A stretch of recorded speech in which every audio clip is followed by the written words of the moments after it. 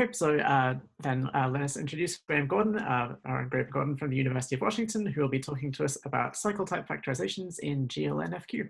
But not quite yet. So for the pre-seminar, I'm going to take a step back and talk about finite fields themselves. So for maybe non-math people who are tuning in, the pre-seminar, while it is informal, is aimed at kind of first-year grad students. Oh, can I not annotate my screen? Let's see. Rowan, do you back me up here? Do you know if I can annotate the screen? Is that disabled? I'm not sure. I might have disabled it. If you quit sharing and reshare your whole computer so it looks like your computer screen instead of... Okay, let me try that. Still no annotating. That's okay. We don't need annotating. I'll just go back to this this thing here and then talk through it a bit, and then I can write some things down. So basically, oh, no problem, no problem. So here's what I want to focus on in the pre-seminar. This is what I'm referring to as the Galois Clock, which is my attempt to understand a little better what's going on with the roots of polynomials in finite fields. Just for the purpose of having the controls in your hand, if you move the mouse through this left and right, it just cares about left and right, it spins these dials around. And if you have clicked in the window so that it highlights it in blue, then the arrow keys, if you press and hold the arrow keys, it does a much finer adjustment of these hands on this clock. So in some sense, even if you aren't experienced with working with finite fields or anything, you can still think about what's happening here. And probably if you realize that some pattern is happening or some particular behavior is going on, it means something in the context of extensions of finite fields. For instance, when I slowly let these things spin around, and at some point, I notice like right here, every single hand on this clock is pointing to one of the dots around the outside, right?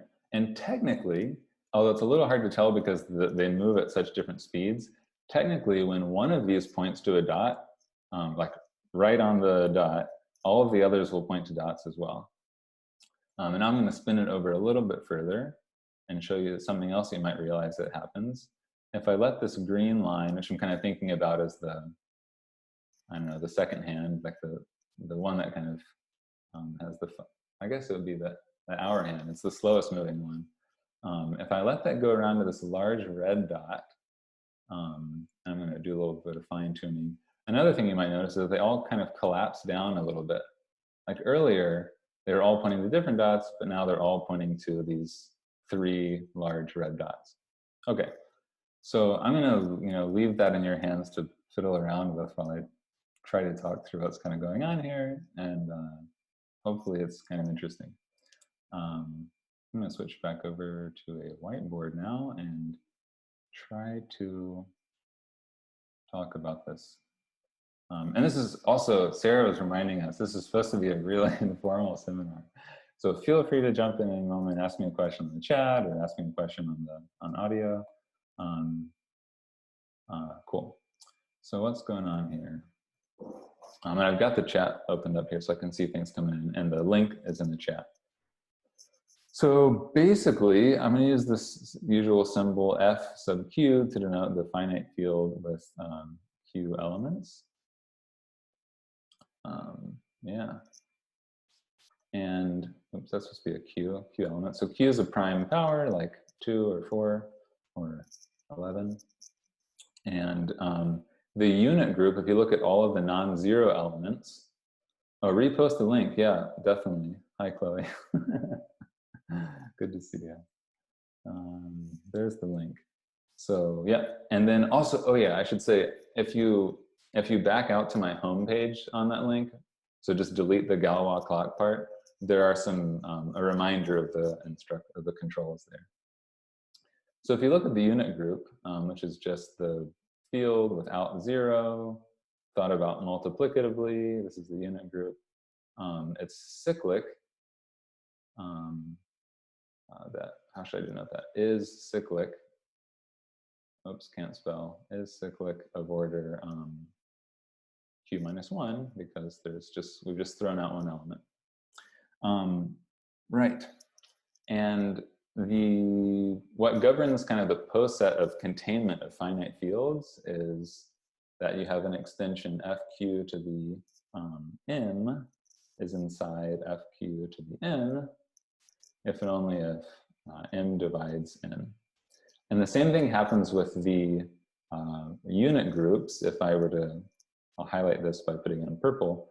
If you have the unit group of the fq to the m field, that's a subgroup of the fq to the n's unit group. So this is subgroup rather than just subfield. Okay, now because these are cyclic, if I take any one of them, I can just map them to the q minus 1th roots of unity in the complex plane. So I can take, let's see. Yeah, basically I can take, I'm going to rewrite this picture kind of vertically.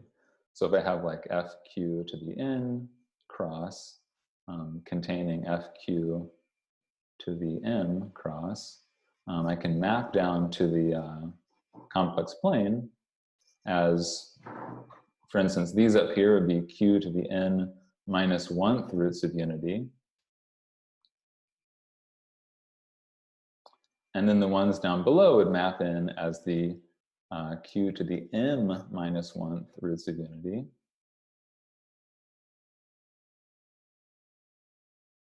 And so then that starts to explain what you might be seeing in that picture. Like if you think about in that picture on the website, all those tiny purple dots that go around, including all of the larger dots, you can think about those as roots of unity of some order, which we'll get around to in a bit.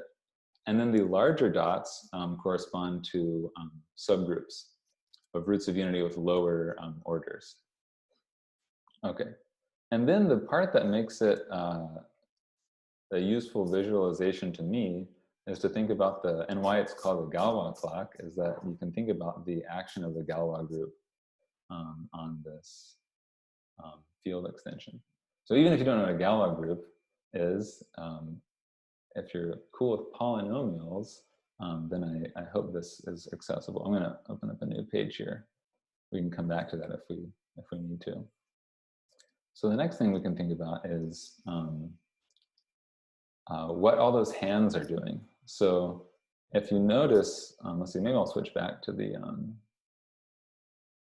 clock here. I'm going to switch back over there.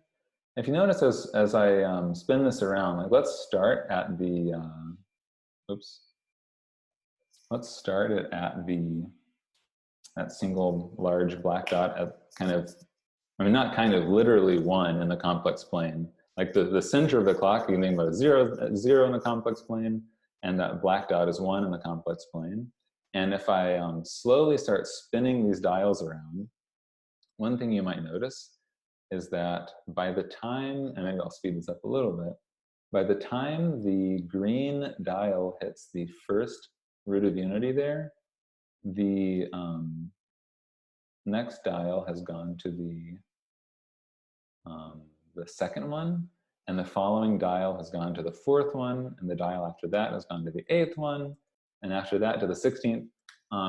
And basically, all of these dials are just moving, one is moving twice as fast as the next. And in general, let's switch back to the whiteboard here. In general, if you have the Galois group of fq to the, say, m over fq, you can just think about the ground field as just being fq. This is a cyclic group of order n, and it's generated by the so-called Frobenius automorphism, x maps to x to the q.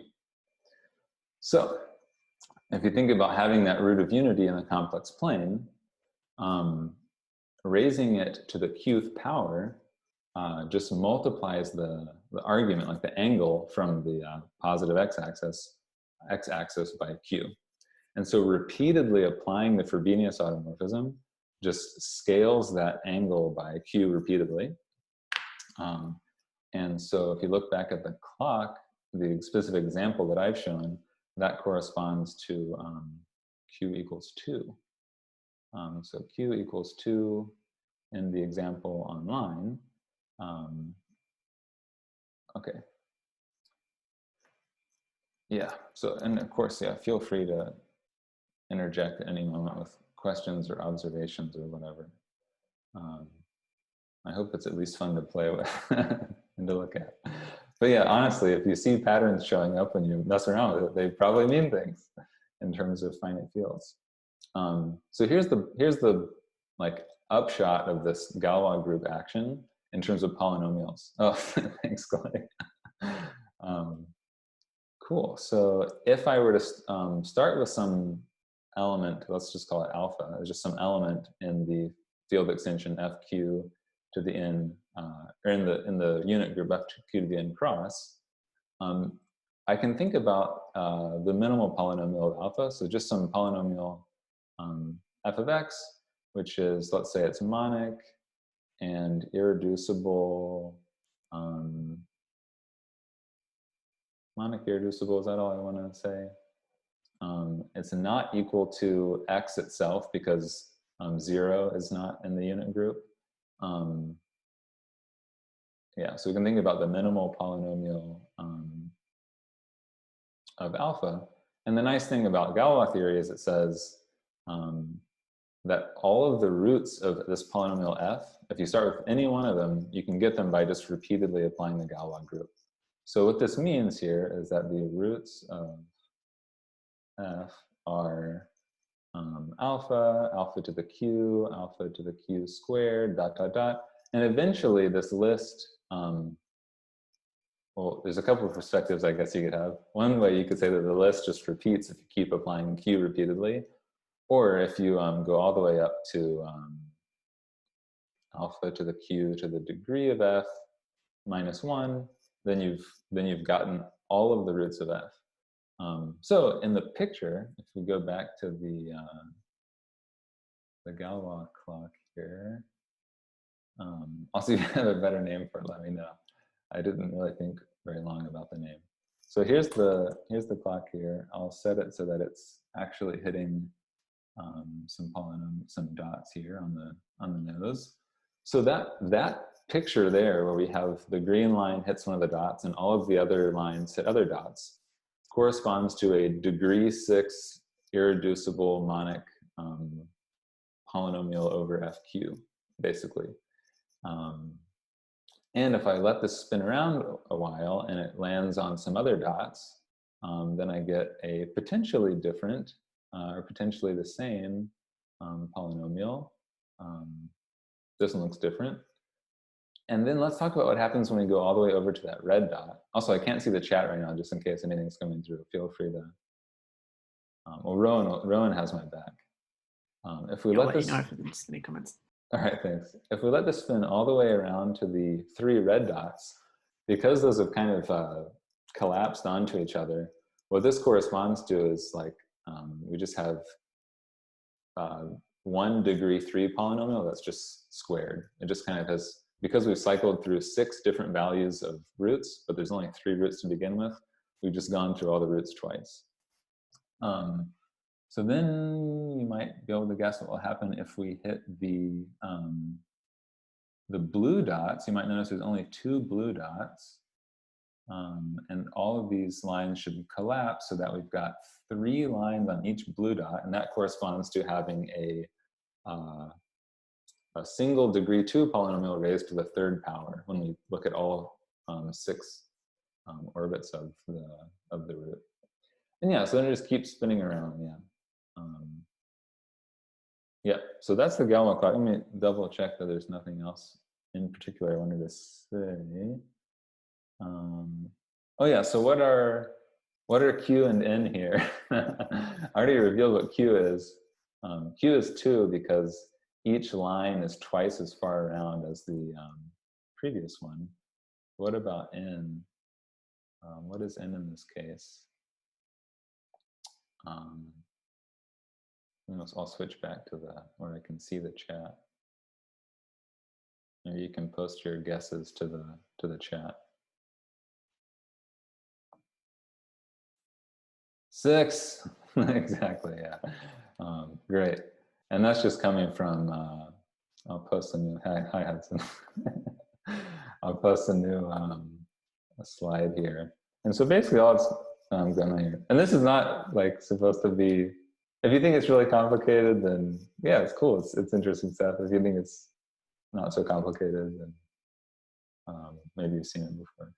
But yeah, basically what's going on there is that picture should capture F2 cross, which is just the trivial group, F6 cross, which has order 63, which is how many dots are in the picture total.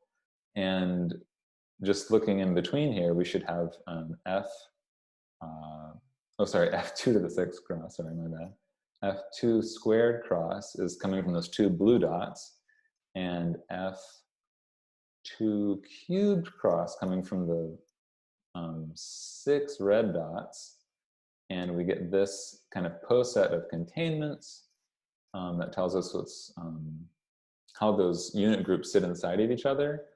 And we can go through and actually count, if you want to, count the irreducible polynomials that happen in each degree that are monic and irreducible and don't include the polynomial f of x equals x. So maybe in green, I'll start listing polynomials here. Or actually, the tricky thing is that what the polynomials actually are is, in terms of the correspondence of the picture, depends on what choice of generator you make for this top field extension. But we can at least count how many polynomials there are. So for instance, if we go back to the picture, how are we doing on time, by the way? Okay. If we go back to the picture and let this spin around here, we can see that if we go to this red dot, oh sorry, I'm using the pen here, maybe not the best idea. If we go to the red dot in the collapse, that is 1 degree 3 irreducible polynomial. That's squared because we have 6 roots. And if you notice, there's only 3 other red dots in the picture. And in fact, we can spin the dial around and land on the red dots again. And that should correspond to the only other degree 3 polynomial over F2. So, and likewise, because the only way that they all collapse onto a single dot is when they're at this black dot over here at the right. That corresponds to there being a single degree 1 polynomial, except for we're excluding f of x equals x because 0 is not the unit groups. And otherwise, we just have to look at all the other dots, and honestly, you can just divide the number of them by 6 to count how many collections of 6 there are that give you polynomials. So let's see what that all boils down to in the end. Switching back to the whiteboard here. So here's the whiteboard again. So basically, over in the bottom thing here, there's exactly 1 polynomial. Because remember, we're excluding f of x equals x because 0 is not in the unit groups. We said there's a unique degree 2 polynomial. That one actually you can write down. It's just x squared plus x plus 1. Or we can write down easily. You can write down all of these, but that one's easier to check. The degree 3s, there were 2 of them because there are 2 sets of 3 big red dots.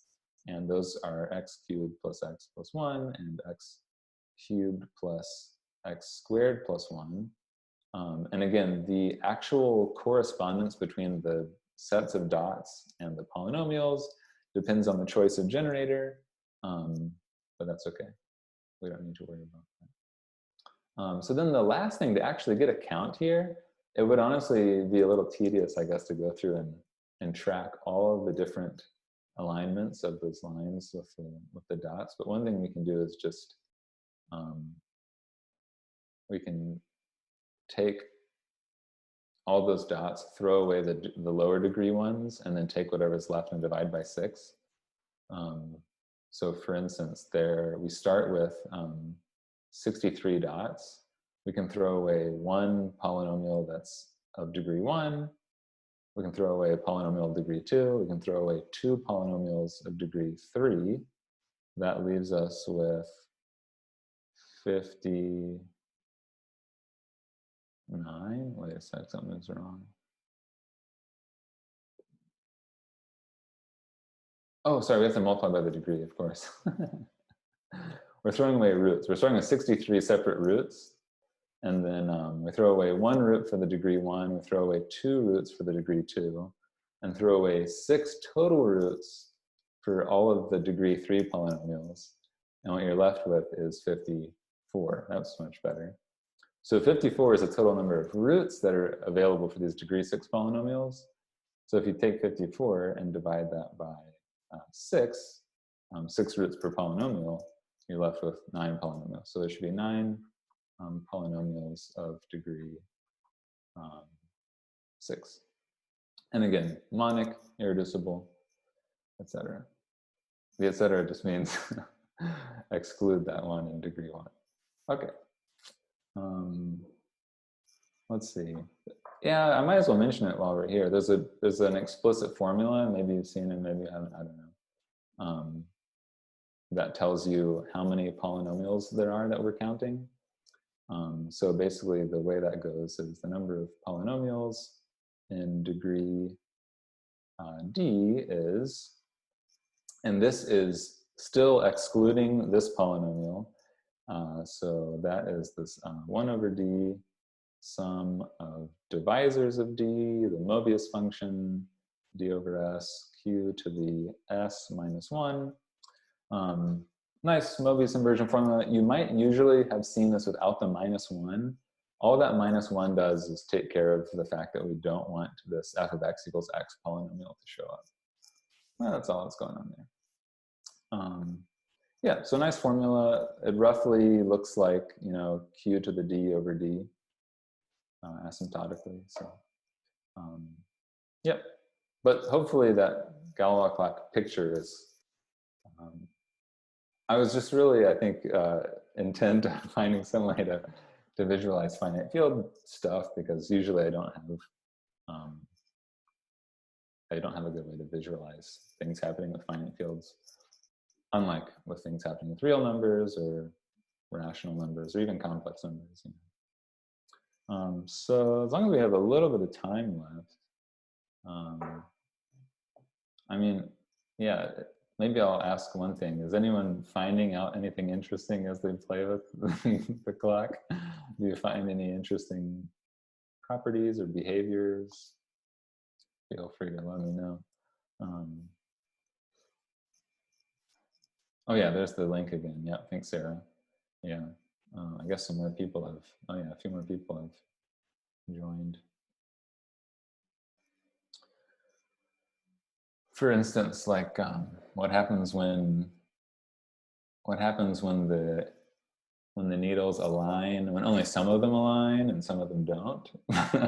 What happens when you point to something that's not a dot? You know, these are all interesting questions that you might have answers to. Yeah, that should all correspond to some facts about polynomials. It shouldn't be possible for only some of them to align, because they're all powers of 2 off from each other. Yep, so that should probably not happen. Maybe it's just the resolution that makes it look like it happens. Let's see. Although there should be some sort of like continuity based argument that you could make that if they're all moving continuously, like, let me show my screen and see. Well, I was assuming you meant align on a dot. Oh yeah, no, not on a dot. Yeah, totally. I'll show my screen and see what I mean. Yeah, exactly. If they're aligning on dots, then totally. It just kind of works out like finite fields are supposed to work out. But for instance, if I kind of let these things slide around continuously like this, then just kind of from a continuity perspective, I've got 3 things aligned at the identity, and these other 3 aren't pointing to dots, you know. And maybe one answer is that if we were to embed this into a high enough order finite field, then we would get enough dots to make sense of this. Or I guess it could correspond to you pointing to a non-rational multiple of pi, so you're not actually pointing at a root of unity. Yeah, is there some kind of like analytic limit thing going on here? I don't know. What do you mean?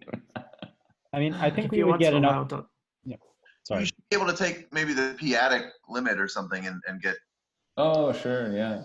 or just like the algebraic closure, I guess. Oh, yes, algebraic closure. Yes, exactly. So yeah, if you're looking at arbitrary angles here, then that should, I guess, I haven't actually thought about that carefully.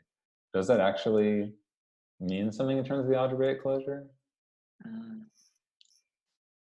Intuitively, it should, because we're just kind of taking I don't really know. extensions. Yeah. So what I was thinking is that when in that situation where you've got three of them aligned and then three all separate, if you were to add more dots, then that would also necessarily add more powers of 2, which would add more lines, and so it would create matches for the others. So here you've got 2 pairs aligned and then two by themselves. So if you added 2 more powers of 2, then it would add 2 more lines. Bingo. Yeah, that'll do it. And then you'll have, I guess, probably a degree 4 polynomial squared or something. Cool. Yeah. So anyway, lots going on there. How are we doing on time? Maybe in the last couple of minutes here, I'll say what else is the green vector the generator? Oh, good question, Sarah. The green vector is kind of just a reference point. Like any of the lines, any of those vectors pointing out could serve as the kind of initial value of a root for a polynomial. Then all the other powers are the other vectors. I just made one of them green so that I could reference it visually. And a choice of generator comes from. They were also labeled like with a rainbow, so you could see the progression, right? Oh yeah, I did something similar at some point. I tried to label them with slightly different lengths so that you could see which ones were on top of each other at various points. But then it made it hard because hard to tell that they were aligned because they weren't actually pointing all the way to the root of unity. But yeah, totally. We could try rainbow. That would, and we could also make it so that they're translucent and a little bit wider, and maybe that would show like the colors overlapping. Yeah. Ooh, and then you could get blending. Yeah. Oh yeah. If you want the source code, let me know. It's not terribly complicated. Well, if there's extra time, please do explain how you made that HTML file. That's cool. Oh yeah. Maybe I'll just put that in the link in the chat. I mean, I just used processing JS. It's like the JavaScript version of processing. Processing, I think, is great for visualizing things. Other visualizations on my website are also in processing and use processing JS. Yeah, if you ever want to nerd out about some math visualizations, I'd be happy to work on that with you. Cool. All right. I'm tempted to tell you just one last thing, just as a reminder. Sure, why not? So the reason I care about these polynomials is because I really want to think about GLN over FQ. And it acts linearly on this n-dimensional vector space over FQ. And if you fix an element in GLN FQ, it turns the like polynomial combinations of G turn FQ to the n into an FQ adjoin X module. And the punchline here is that basically rational canonical form then allows you to say what a conjugacy class is in GLN FQ. So it gives you a decomposition as FQ adjoin X modules of basically FQ adjoin X quotiented out by some power of a polynomial. So F to some power, say, di of F. And this is a direct sum over polynomials F and I. So, oops, sorry. That's my alarm that I'm supposed to go to the combinatoric seminar. So basically, a lot of fancy symbols, but all I'm really saying is that these polynomials that we're just talking about, that we now have kind of a concrete visual way to think of, are associated to some integers, these di of f values, in such a way that if you write them down in order of largest to smallest or weakly decreasing, you get a partition. So the rational canonical form in GLNFQ just assigns to polynomials, assigns partitions to polynomials. So basically, yeah, this rational canonical form takes these polynomials that we just talked about and matches them up with partitions. And hopefully that is reminiscent of conjugacy in the symmetric group, which is just a partition itself. So somehow the fact that we have FQ linearity and all these choices for minimal polynomials means that we need more than just one partition to get a conjugacy class. We need partitions associated to all possible minimal polynomials to actually define conjugacy in GLNFQ. Yeah, sorry I didn't have a lot of time to spend on that last part, but thanks for participating with the debut screening of the Galois Clock experiment. Yeah, so thanks, and I'm happy to stick around and chat some more, although I'll probably go get some water at some point. Yeah, thanks.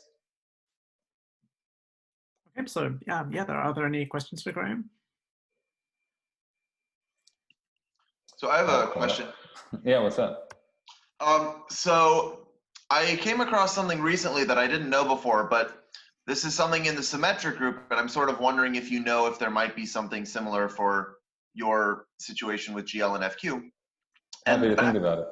What this is if you take a large random permutation, so you take a permutation in Sn, and n is very large, then asymptotically as n grows, the size of the largest cycle will be asymptotically some constant times n, and this constant is something called the Golomb-Dickmann constant.